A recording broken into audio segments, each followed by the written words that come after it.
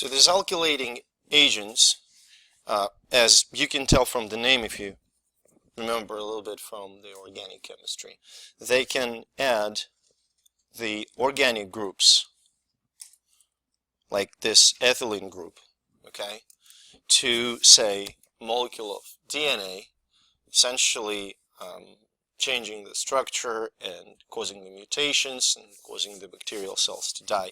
They can do the same stuff to the proteins. For example, the agents like glutaraldehyde or formaldehyde, they can form linkages between the amino groups of the proteins that are in the membrane, outer membrane of gram-negative microbes or cell wall of gram-positive microbes. All that, if you think about this, if you have those proteins, right, and you link them physically, they cannot perform the function because the structure has changed. Does that make sense? So that changing structure by chemical modification essentially alters the function of the proteins and the nucleic acids, and cells eventually will die. So those agents, that two of them you probably have heard about, the formaldehyde and glutaraldehyde, they're pretty toxic. Okay, formaldehyde is the gas. Formalin is it's a liquid which kind of smells funky, and glutaraldehyde is another liquid in the pure form. So what are they used for? Formalin, as you know, is used to preserve the corpses in morgues, corpses for the cadavers, right, for the surgical procedures. So it prevents the decay pretty well, and decay is bacterial mediated. Formaldehyde as the gas is used for sterilization of the buildings, essentially. Well, not the entire building, of course. We talk about the rooms, we talk about the facilities, we talk about the suites. BSL-3 and BSL-4 suites are sterilized by pumping formaldehyde through the HVAC system. And I had a privilege to enter such facility after it was exposed to formaldehyde for several days. And it's the experience that you probably will never forget. It stinks, to say the least.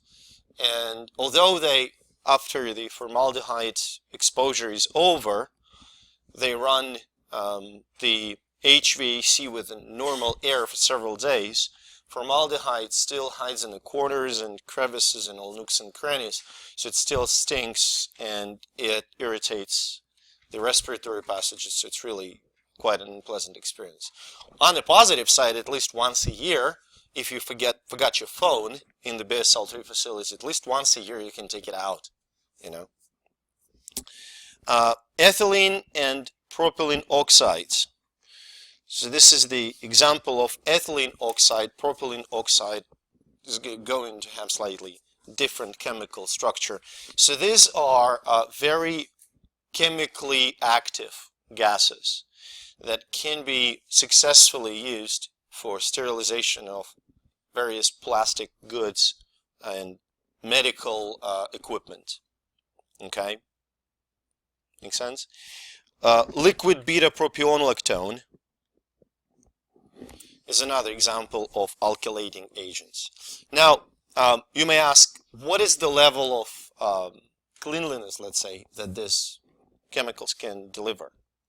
So in this case, we talk about sterile equipment. We talk about sterile room, okay? So, and if you would look back at what we've discussed before, you look at all the chemicals that we talked about, you will see that chemicals that have the lowest toxicity would unfortunately have, in general, the lower level of the microbial control. Does that make sense? So if you expose yourself to isopropanol or ethanol, the vapors, or you put it on the skin, you're not going to hurt, but it's not going to have sterilizing activity. Disinfection is the max.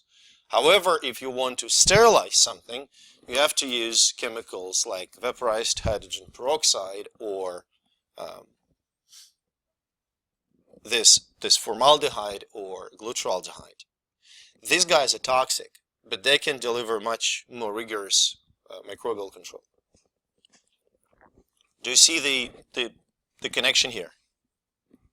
Is that clear? Okay. Now,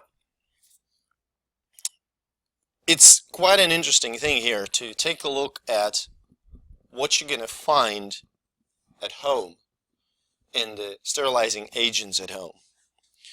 So for instance, you know, when schools asked for Lysol sanitizing wipes to bring in the classroom, so what exactly is the active compound? It's a ammonium chloride, dimethylbenzyl ammonium chloride. It's quaternary ammonia. I understand that it's been more than a week since the time we discussed it, but quaternary ammonia, they are cationic detergents. What kind of control can they deliver? What level of control? Can they sterilize? No, they cannot. So they can sanitize, they can mechanically remove from the surface, right? And what else can they do to the membrane? What can they do to the membrane? To the bacterial membrane? If they are surfactants, surface active compounds. Yeah, they destroy it, right? Because remember we talked how surface active compounds that consist of two parts. In this case, it's quaternary ammonia, so it's positively charged hydrophilic head, bless you, and long hydrophobic tail, how they can bind to the membrane and disrupt the structure of the membrane, altering the permeability and killing the cell, essentially. Okay, so they have two ways for microbial control: mechanically remove the microbes and kill them. Okay, same goes for Clorox. Now, if you would look at things like mildew remover, it's hypochlorite, right? The oxidative compound. Can it deliver sterilizing level of microbial control at home? Can it sterilize your bathroom walls? No, it won't sterilize. You need much higher concentration for that. But it will disinfect. It will chemically destroy the cells, the bacterial cells, the viruses. Probably will not affect endospores. Okay. Triclosan containing hand soap. To remember what's the problem with triclosan?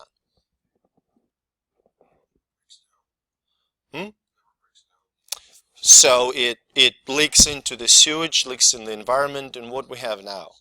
Yeah, we have pretty abundant resistance to triclosan among many environmental bacteria, right? And it wasn't that much effective in the very beginning at the concentrations that were added to the soap. Lysol, mixture of the quaternary ammonia and alcohol. Remember we talked about how we can combine sometimes different disinfecting agents, right? And that is one of the examples when you combine alcohol. Does anyone remember what alcohol does to the cells?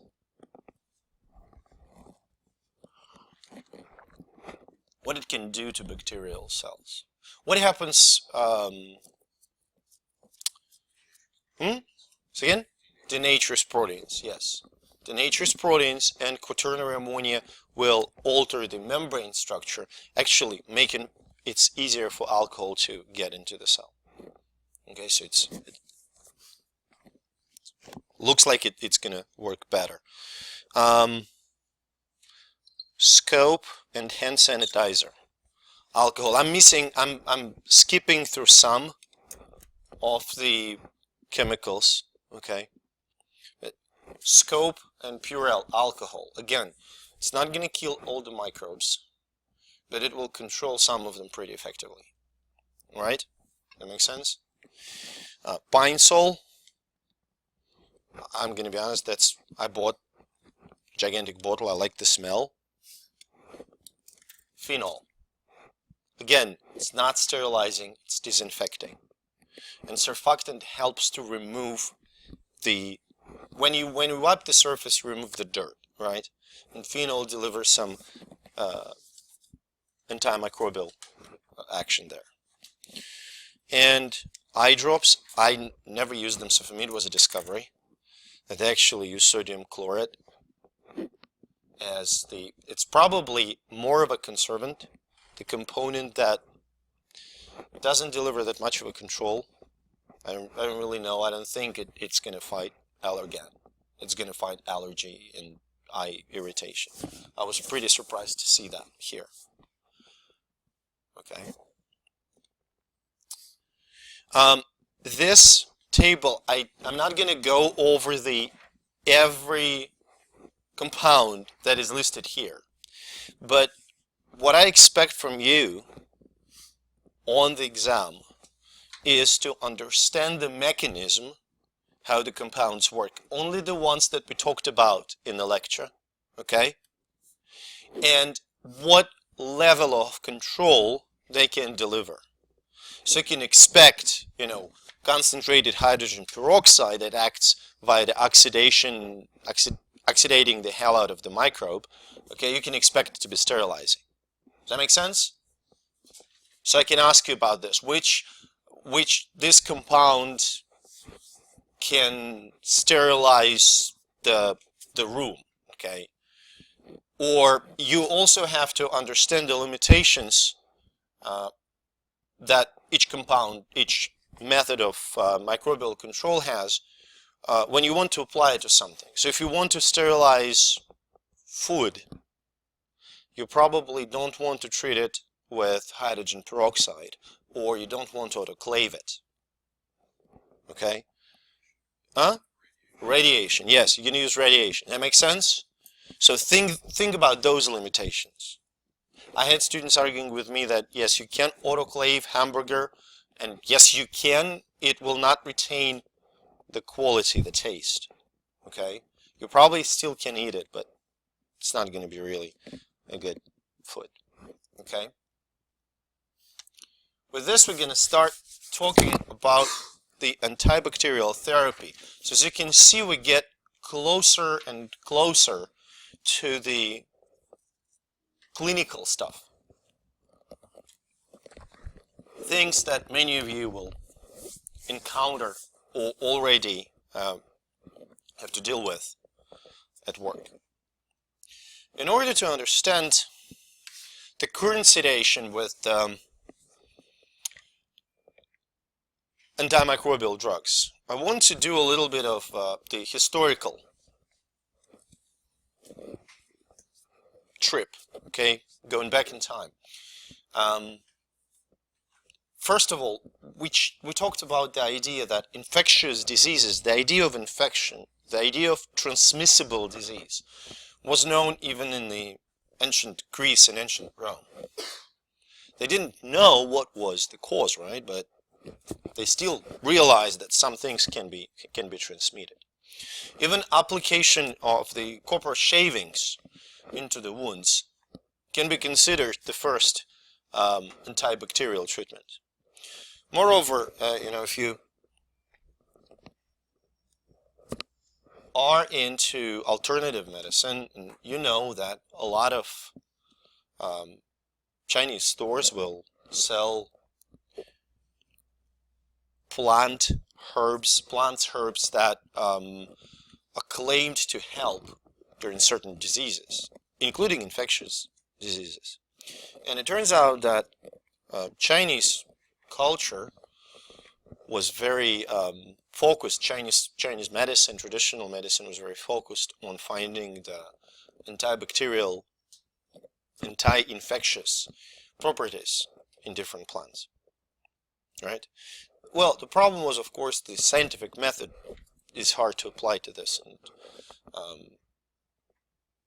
doing the large-scale clinical studies in 2,000 years ago was a little bit complicated. So the need in the proper antimicrobial drug was peaking in the end of 19th century. Can you tell me what is the reason actually? Why it always was important. Think about the plague epidemics in Europe. It would be lovely to have some antibiotics at the time, right? But why 19th century? What changed in 19th century? That the infectious diseases became much more prevalent and became much larger threat than before. What changed in the end of second half of 19th century? In the world. Yes. Well, the fact that we know about them doesn't really change the disease itself, right? People were sick before we knew what caused the disease. What changed in terms of society? What happened? Indoor plumbing helped, absolutely. That's actually a good point, that indoor plumbing restricted some of the spread of digestive microbes, fecal oral route. But on the societal level,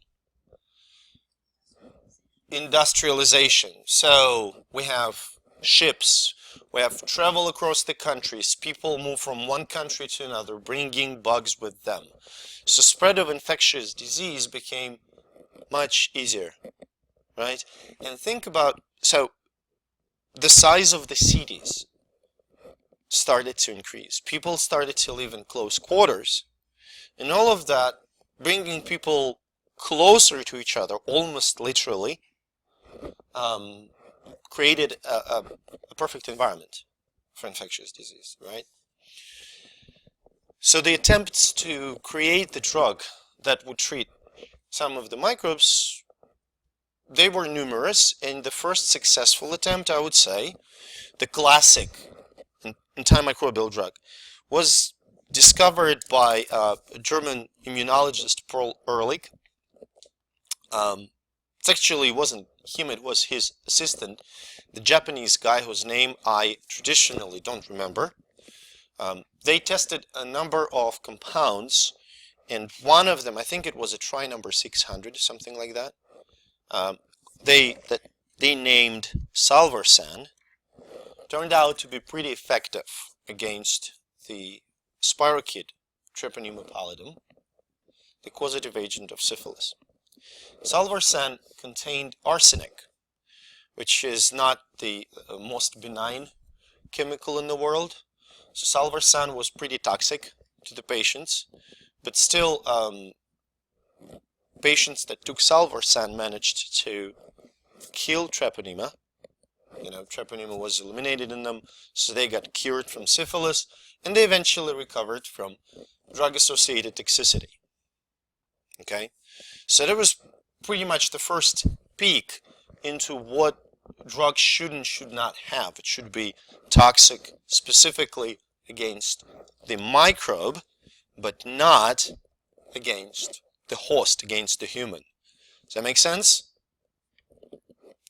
Now, the first, well, it's kind of hard to say now, the first synthetic antibacterial drug, I wanted to claim it here, the sulfanilamide.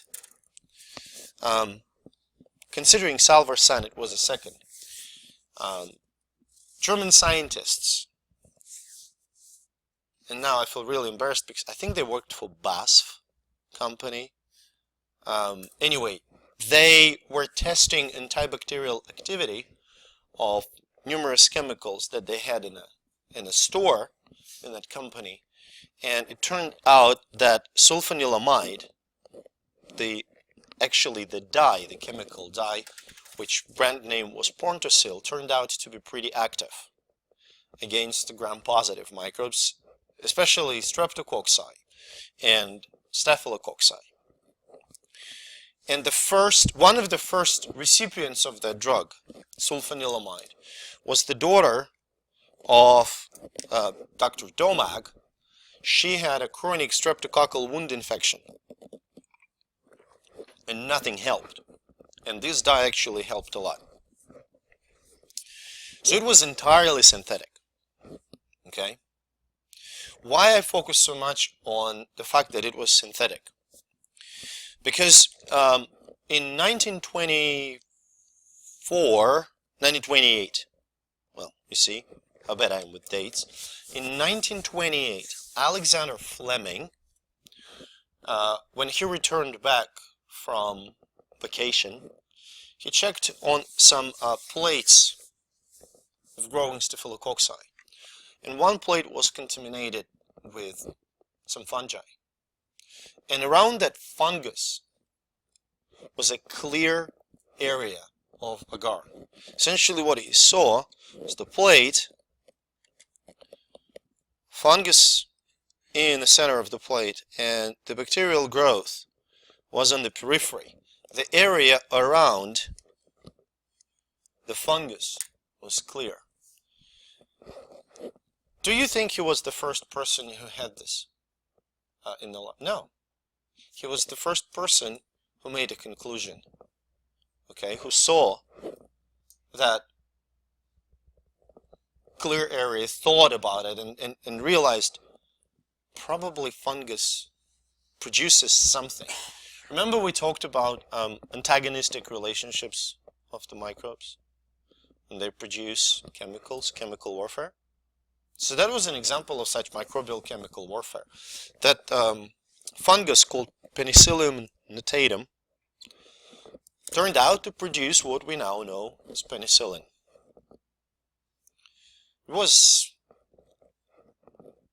probably one of the biggest discoveries in medicine and public health in 20th century. So it was, and think about this, it was entirely accidental. It was a pure serendipity. But Fleming was capable of drawing the conclusion from what he observed, right? And he saw it, and he isolated penicillin, but it wasn't only him who contributed to the developing the medical application for penicillin. Later, two scientists, British scientists, Flory and Chain, with colleagues, they developed the method for isolating penicillin properly as a chemical and for mass producing it. Because initially penicillin was probably more expensive than gold because the chemical isolation was so complicated. Once they figured out how to industrialize its production, this drug became available for the wide range of recipients. Also tested its activity against streptococci, the gram-positives. So eventually, Flory, Chain, and Fleming, 1945, they all received Nobel Prize in Physiology and Medicine. So think about this. 1928, Fleming discovers penicillin. 1945, which is 17 years later, he stands in Stockholm and delivers his Nobel Prize speech. Guess what he was talking half of that speech? He was talking about penicillin and antibiotics. What do you think was the main topic, one of the main topics of the speech? If you think antibiotics, what is another word that should come to mind? Yes. Half of his talk, he was warning the medical community about, he was talking about responsible usage of antibiotics and the problems that can come with microbes developing resistance. 1945, we didn't have any resistant microbes yet. At least we didn't know about them. First examples of penicillin resistance appeared in like 50s. Okay. In the 40s, Dorothy Hodgkin, very well-known chemist, she established the 3D structure of penicillin. Okay, she figured out how atoms are connected to each other. Why was so important? Right. You can change the structure of the molecule if you know its original form and shape. You can add something, you can tweak it, and by tweaking it, if you change the structure, what's going to be changed? Function, right? You're going to change function. When you change function, you can, for instance, alter the spectrum of the drug, or you can try and avoid the resistance, get around the resistance to the original drug. And that would happen to penicillins. There are quite a lot of different modifications of the original one. Now, eventually, microbes started to develop the resistance to penicillin. And another thing, penicillin is quite ineffective against gram-negative microbes. In 40s as well, the American microbiologist, I think he was primary soil microbiologist, Selman Waksman, tested a number of different fungi and bacteria for their capacity for producing antimicrobial drugs. And he was first to discover the drugs that we now know as aminoglycosides, neomycin and streptomycin. Okay? So that was a new development, very much new. And of course, at that time, he didn't know the exact mechanism, how it worked, but they had quite a different range of microbes that they could be used for treatment. Does that make sense?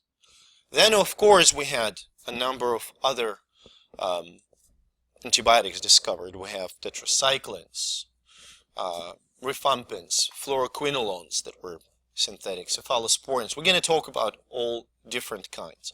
But all major classes of antimicrobials, antibacterial, I would say antibacterial, were discovered by around 1980s. So now our progress in identifying new drugs has slowed down a lot. And that's actually a big problem. Because microbes, they don't slow down in developing resistance. And we're going to talk about it as well. Okay, they continue to build up the genes that protect them from what we have. And we don't build up the armamentarium to treat those resistant strains. So it's actually a big problem. Okay, now when you talk about the drug, like any drug, what properties do we want it to have? I'm asking you. The antibacterial drug, what should it do, first of all? Second, kill the microbe. Some of them, unfortunately, can't kill, they can only stop them from growing, okay? So that's a first peek into different types of antimicrobials. Some of them can be bactericidal, it's perfect, right? They kill them. Others are bacteriostatic, okay? Now, if you treat an otherwise healthy patient, is bacteriostatic okay? Is it? Yeah. Why? What's gonna take care of the immune system, right? You help your immune system. If you treat a patient whose immune system is severely compromised, is bacteriostatic okay? So you prefer to you want to use bactericidal microbes. You want to kill the microbes, right? Now, can the same drug be bacteriostatic and bactericidal? The answer is yes. You can change the dosage. Moreover, some of the drugs have synergy. The sulfa drugs, like sulfamethoxazole or trimethoprim, when they are separate from each other, they're bacteriostatic. When you use them together, they're bactericidal. Huh? Sure. So when you use trimethoprim or sulfamethoxazole individually, they are bacteriostatic. When you combine them in one drug that is often referred to as TMPSMX, they become bactericidal. And that can be actually seen from the mechanism, how they work. They inhibit the critical metabolic pathway in the cells. Okay? Where can you get those drugs? You can get them from nature, right? They can be natural. You can synthesize them. I want to discuss with you the advantages of each. I don't have a perfect answer. Which one is better? I don't have an answer. Which one's better? Synthetic or natural? Yeah, I agree. What do you think will, hypothetically, which source will give us a better variety? Do you think synthetic? You think so? We can make a ton of different drugs and then screen them. Yeah, it's probably. I mean, I don't want to tell you no, that's not right, because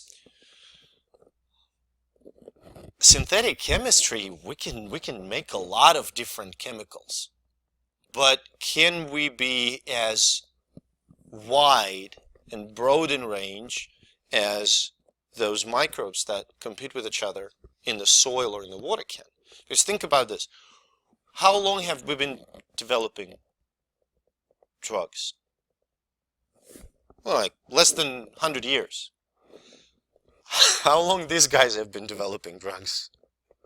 2.5 billion years. So they tried everything, believe me, they tried everything. And that everything is out there. We just need to sample it.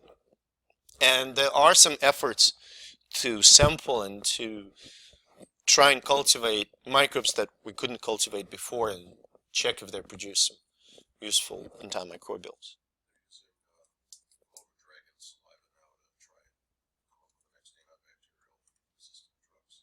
That's interesting. I've never heard about that.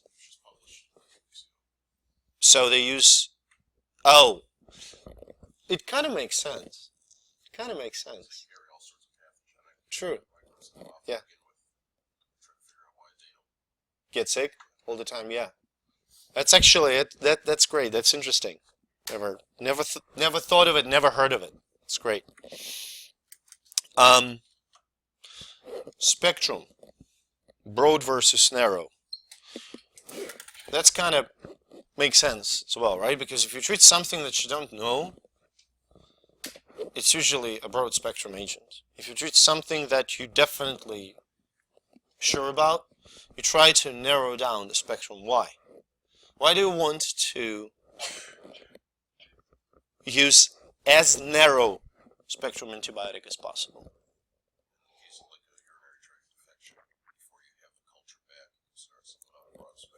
Right.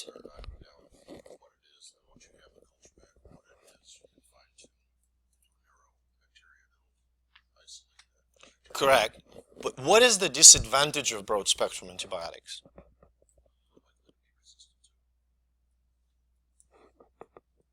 Why?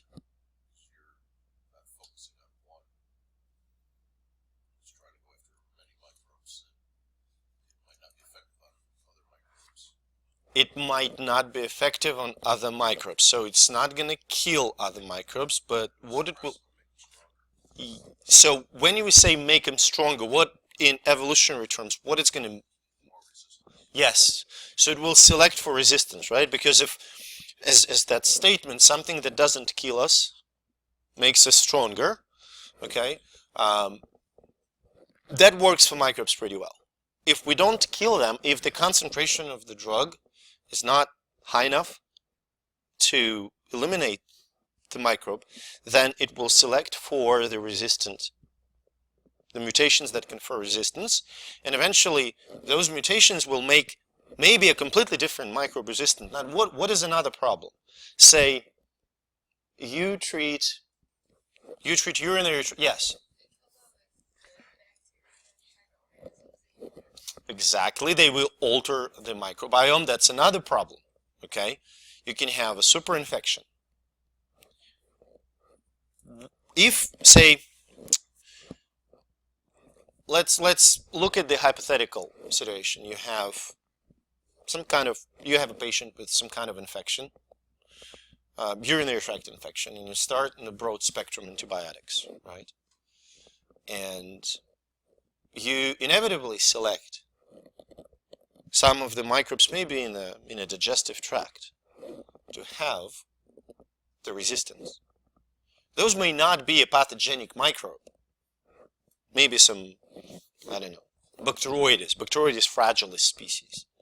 Normally, it can be opportunistic, but normally it's not pathogenic. What is the problem? They have resistance, so what? What microbes do all the time? They grow, well, what they actually stationary phase, so they kind of, what they exchange. Huh? Yes, they exchange DNA, exchange genetic information, right? And if that resistance gene ends up on the plasmid, you get that resistance gene everywhere, including different species, including potentially pathogenic species. That makes sense? So when there is a resistance, it's going to spread.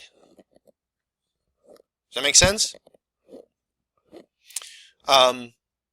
Now, another thing that you have to consider is the application route. Okay?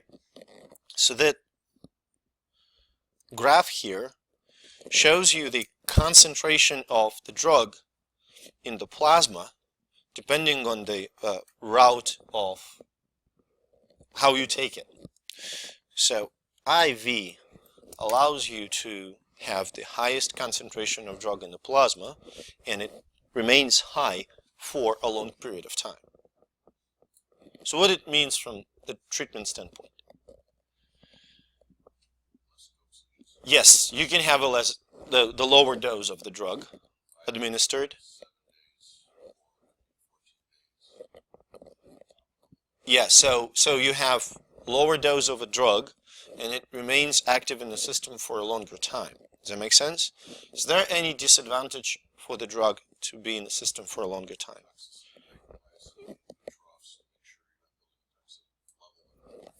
Right, so the side effects. Right, side effects may be more severe if the drug remains in the blood for a longer period of time. Okay. Oral, you can see that blue line. The oral administration does not allow the drug, if you administer the same dose via the oral route, it will not allow the drug to build the concentration comparable to the IV in the plasma. But what is the advantage and disadvantage for a patient? Which way is better for a patient, IV or oral? I mean, no. From the patient perspective, like I'm sick. Oral is easy, right? I want to take pills. I don't want to get injections. I don't want to wear the catheter. True. If you expose your digestive system to the drug, okay, then, but another thing is what you are treating. Because if you treat the infection of digestive system, it's one thing. If you treat a wound infection, it's a different story. If you treat a systemic like septicemia, it's a completely third situation. Does that make sense? So the route of administration, you cannot say we're going to use this drug only orally or we're going to use this drug only IV or something like that. It's disease specific. Unfortunately, we had a family experience, and we got lucky to get away with the oral drug. Okay, but it was 6 months of antibiotic orally. I don't know, was there alternative of IV, but I'd rather have 6 months of antibiotic treatment taking pills rather than walking around. Just my personal, how to say, preference, than to get IV injections for 2 weeks. And my son was pretty fine the entire 6 months. I had osteomyelitis, so he was 6 months and clindamycin. It was pretty brutal. Mostly for us because we had to follow it like precisely every day. So how these drugs work, what they can target, that's the main question, right? What you can do with bacterial cell. What are the components of bacterial cell that can be found in any bacterial cell? Membrane. Cell wall, no, not every. We have molecules, we have mycoplasmas that do not have cell wall. So, membrane, DNA, proteins that are made by ribosomes. Okay? So we've got DNA, we've got membrane, we've got ribosomes. Essentially, if we target any of those things, somehow, we can stop bacterial cell from growing, we can kill it. Does that make sense? Most bacterial cells also have cell wall, so we can target cell wall as well. Those are, I will tell you what I expect you to know, okay?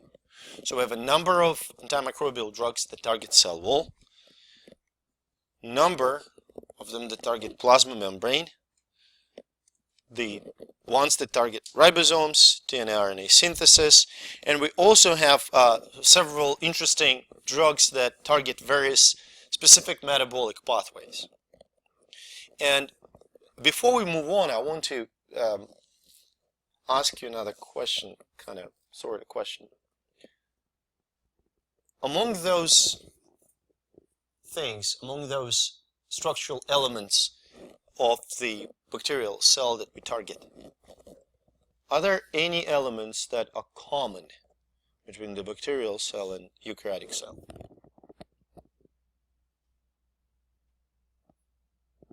Is there something that bacterial cell has and eukaryotic cell has?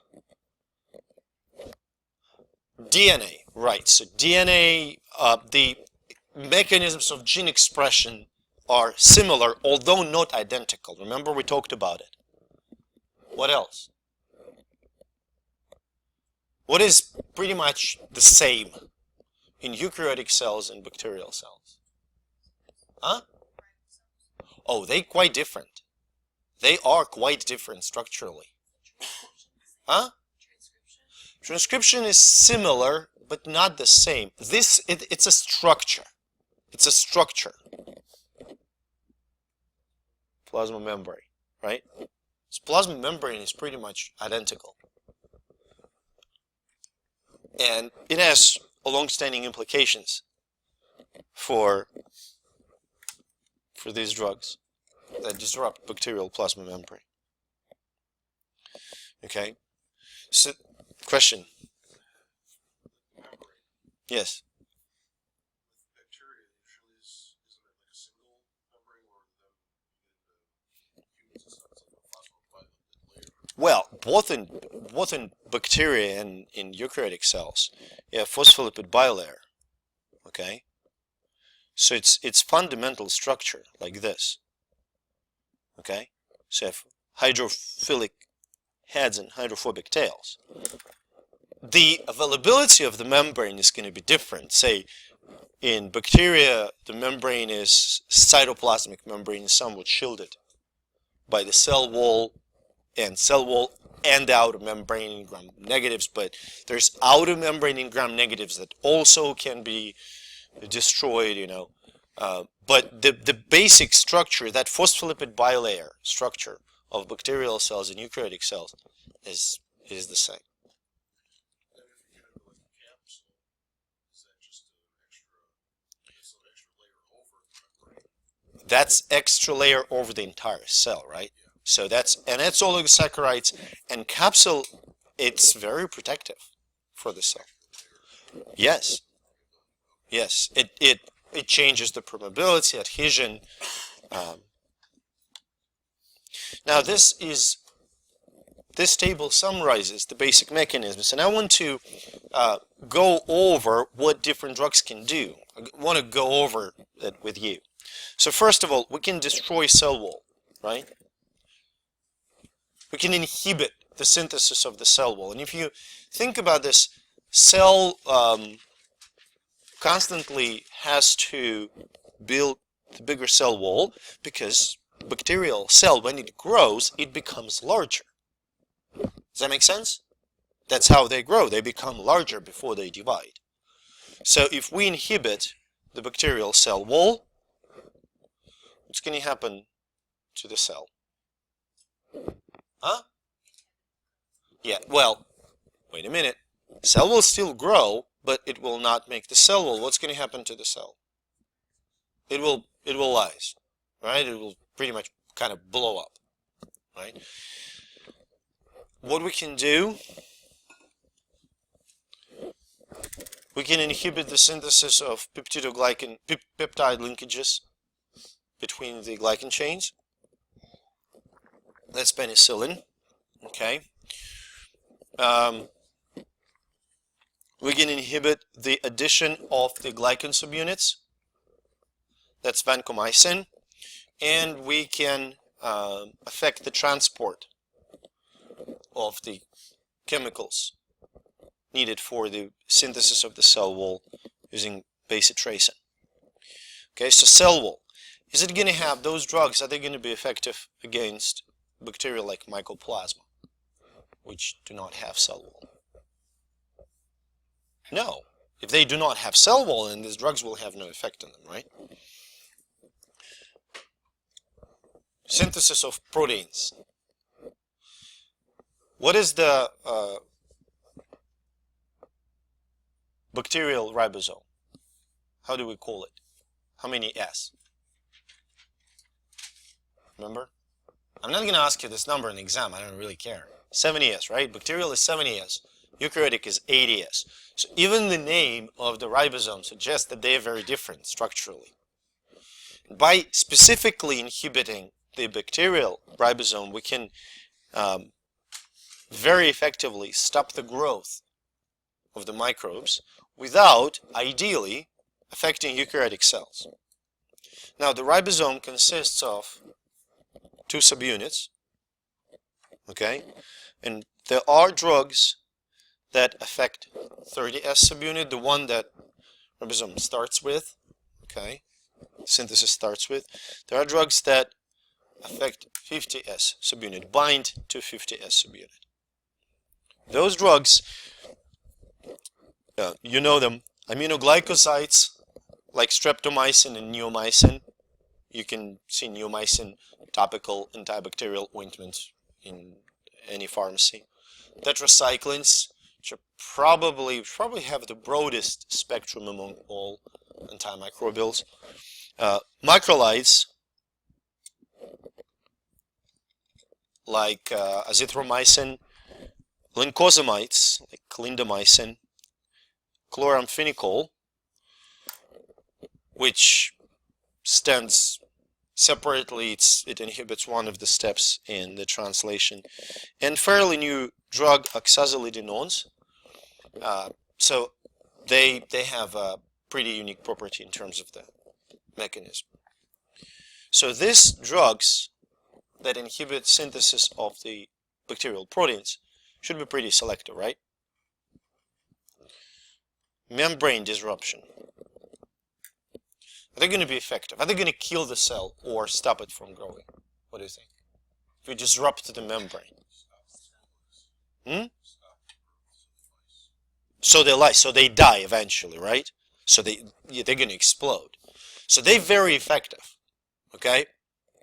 Now the problem is, eukaryotic membranes are not very much different. So these drugs, polymyxin B or colistin, daptomycin, that affect the structure of the membrane, they're very effective. The problem is they're very toxic. They have a lot of side effects. Do you know where you're going to find polymyxin B? Antibacterial ointments. Topical application is fine. Okay, but you don't want to take it IV or unless you absolutely have to.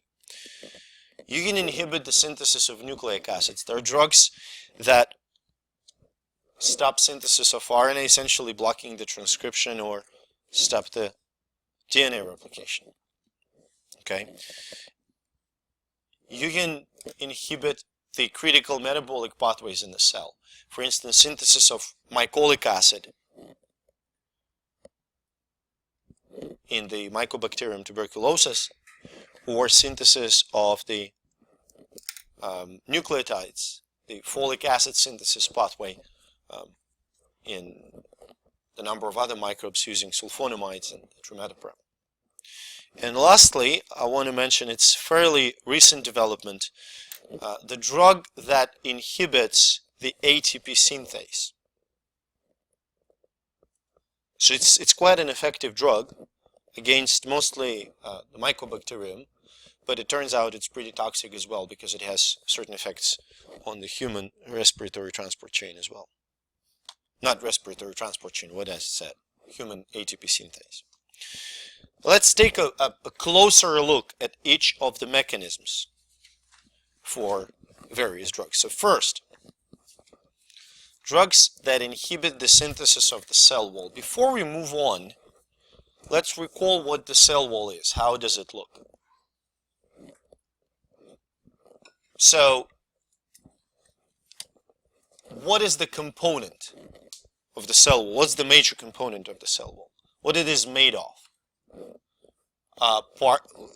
Peptides that connect long chains of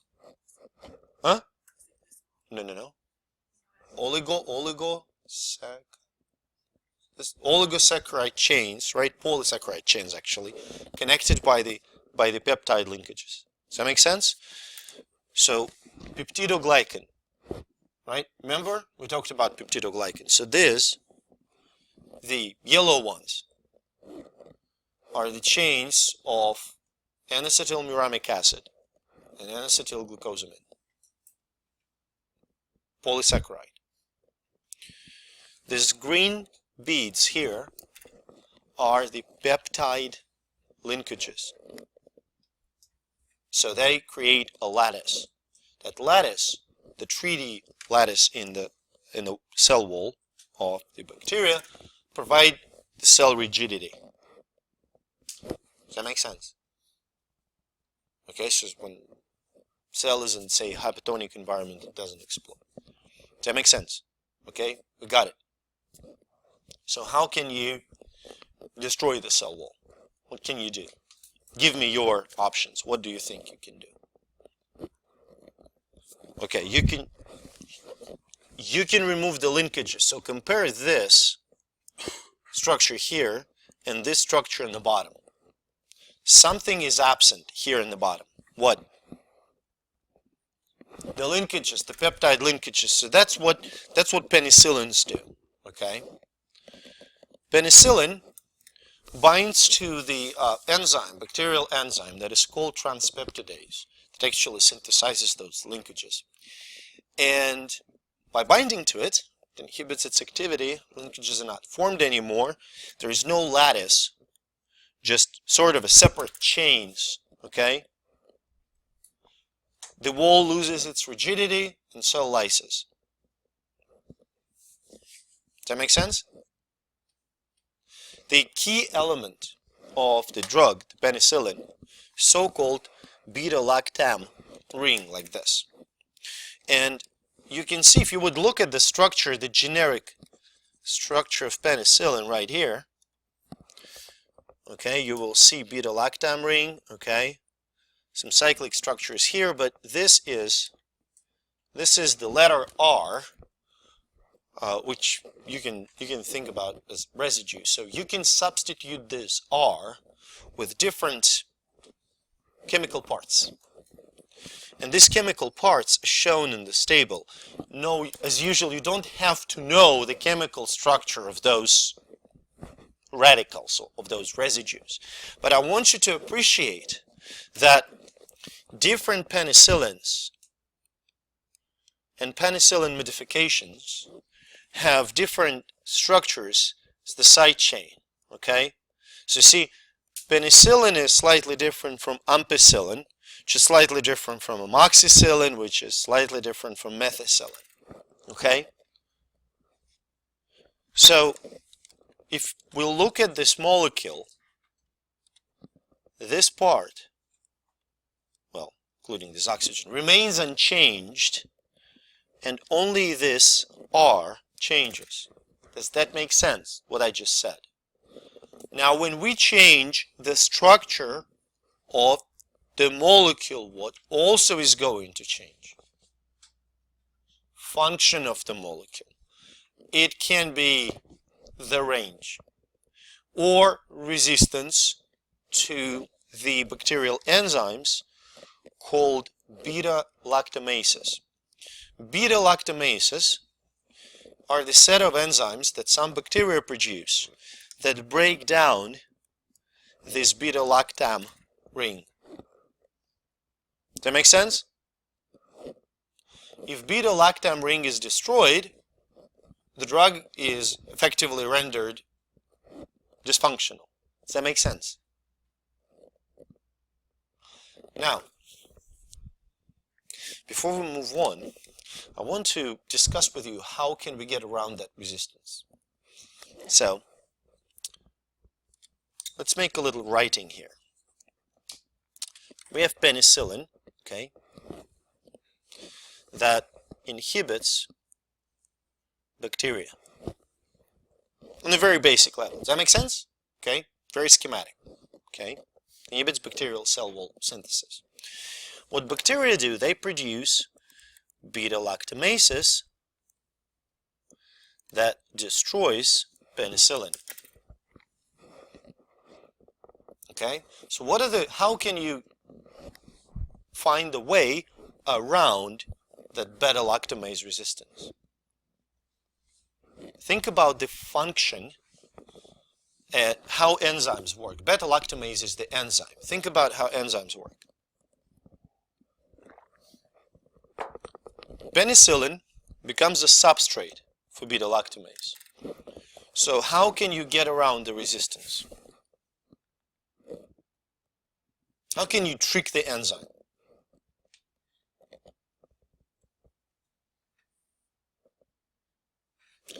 If enzymes are specific, so they work, what you can do?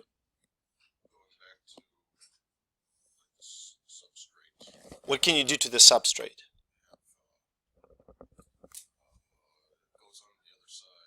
Okay, so you can inhibit the enzyme. Okay, let's remember this thought. Okay, put it in the back burner for a second. Okay, I want to talk about substrate now. If penicillinase, okay, if beta-lactamase breaks down this molecule, penicillin G, it's very specific, right? Will it break down this molecule? No. So you can modify the substrate, right? So you can modify your penicillin molecule and get around the resistance mediated by beta-lactamase. Now, if you modify the penicillin, bacteria, what they are going to do? They're going to modify the enzyme, so it will break down the new one, right? Now, let's go back to the inhibition. So Michael proposed a great idea to inhibit the enzyme using something else, right? Something that will pretty much just, turns out there's a compound called clavulonic acid that inhibits beta-lactamases. So what now can be done when penicillins are used in a clinical practice penicillin, when I say penicillin, I refer to the group of drugs. Okay? So, penicillins can be combined with clavulanic acid. Clavulanic acid will prevent bacteria from destroying the drug, and the drug will work. Does that make sense? I think that's pretty elegant decision. I have deep trust in bacteria, so I'm pretty positive they will develop the way out of it. They will become resistant as well, you know, they will become insensitive to clavulanic acid. It's a matter of time. Now another way, so one way is to break down the protein crosslinks. Another way is to stop N-acetylmuramic acid or N-acetylglucosamine to be added to the growing oligosaccharide chain. Okay, this is what vancomycin does. It's a natural antibiotic. It was isolated from some fungi. It's a very long name. So it prevents the synthesis of those oligosaccharides, essentially weakening the cell wall. So vancomycin is used to treat gram-positive bacteria that are resistant to penicillin derivatives, penicillin drugs. Say, vancomycin can be used to treat methicillin-resistant Staph aureus. Okay, and bacitracin, produced by one of the species of Bacillus bacteria, it prevents the transport of the precursors for peptide linkages and polysaccharide chains through the membrane. Okay, so you either disrupt the synthesis of the wall here, or you disrupt the transport. That makes sense? Okay. Now this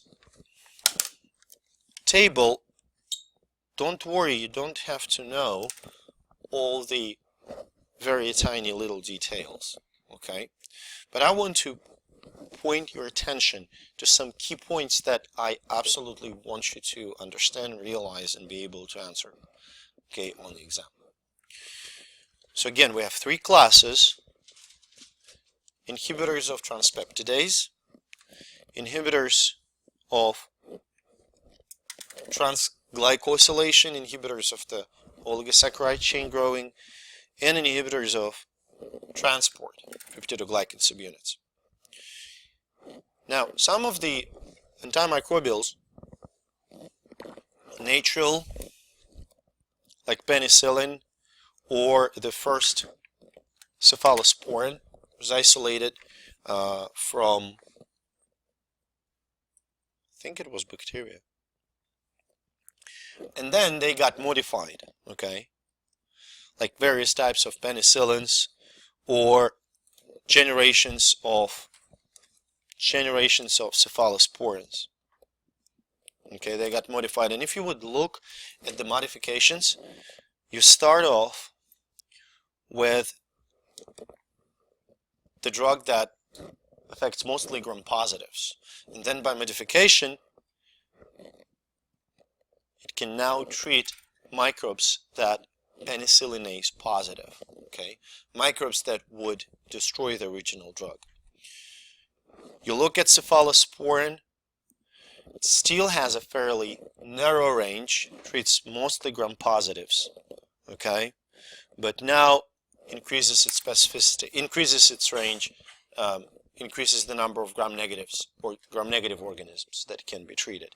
And by modifying it, see third, fourth, fifth generation of cephalosporins, they now gain capability to treat gram-negative microbes as well, and some of them can be used, the fifth generation cephalosporins can be used to treat MRSA. Monobactams, if you go back for a second, it's the monobactam and that's carbapenems. some of these words may sound very foreign and alien to you, and you may ask, oh, come on, how are we supposed to remember that? Well, you can work with those drugs, okay? And while monobactams, turns out only aztreonam is the only monobactam that is used for treating bacterial infections, carbapenems were one of the major breakthroughs in terms of the cell wall synthesis inhibitors in the last couple of decades. So these drugs have a very broad spectrum range of, they treat various different types of gram-positive and gram-negative microbes, okay? And they also can treat many beta-lactamase-positive microbes, microbes that are resistant to, say, cephalosporins or penicillins. So if we talk about many of nosocomial infections, okay, like infections of urinary tract, carbapenems often become the sort of a last resort drug if the microbes are resistant to other chemicals.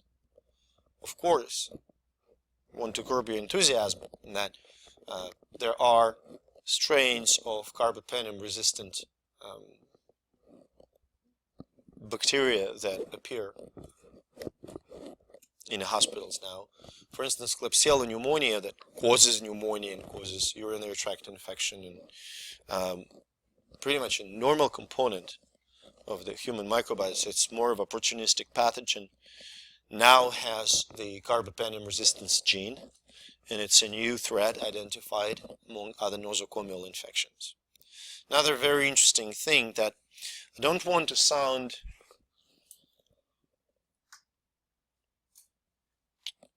I don't want to blame anyone. I don't want to blame a specific country.